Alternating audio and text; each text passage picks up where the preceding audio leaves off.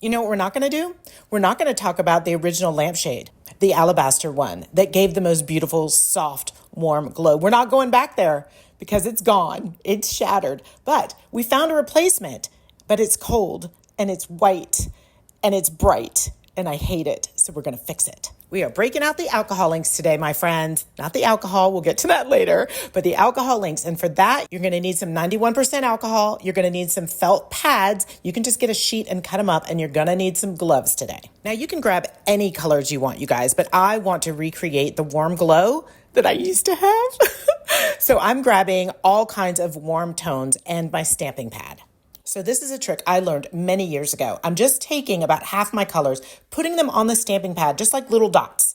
I'm adding a little bit of brown because that's a little bit too orange. So I got some teak in there and I'm just pressing it on and you overlap and overlap. Now, I'm not worried about it looking kind of splotchy right now or the pattern being too repetitive because the beauty of using alcohol inks is that every time you hit it with the pad, with the ink, it reactivates. So it changes the design. So really what I'm doing right now is I'm just trying to get this all over so I can see if I really like the color. So I'm just kind of experimenting as I go, adding a little bit more red, adding a little bit more brown. I love this butterscotch color, and I'm just going to keep going around the whole thing. Actually, scratch that. I decided to take it home and test it and look at the light coming through it so that I could make sure, there it is, that it's a warm glow and not too orange or too dark. I am loving this. Okay, we're going to go back into the studio, and now we're going to finish.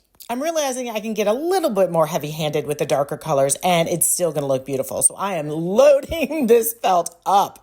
And then, y'all, this is so satisfying. Even if you just want to do this with tiles, it's so fun. So I'm getting it all on there. And then, like I said before, I'm going back over it so that I can kind of mix and match the patterns a little bit so it's not so uniform, but there's no breaks in it. Y'all, this is so much fun. You should really try it, even if you just play with some tiles. And to get in these nooks and crannies, I just took it off the stamping pad. I eventually figured that out, that I could do that. I don't know why it took so long. And I decided to do the inside because this is at the bottom of my stairs. So when I was coming down the stairs, I was looking in and it was still white and I hated it. So now I'm just going in with some final touches just to like break it up or spice it up. And the more you hit it, the smaller the little dots are. And the more alcohol you put on your pad, just straight alcohol, the more you can get it to flow. Just have some fun with this, you guys. Not only do I love it, I think I love it more than the original, probably because I can look at it and say, I made that. But the really good news is that I can finally forgive my son for breaking the first one.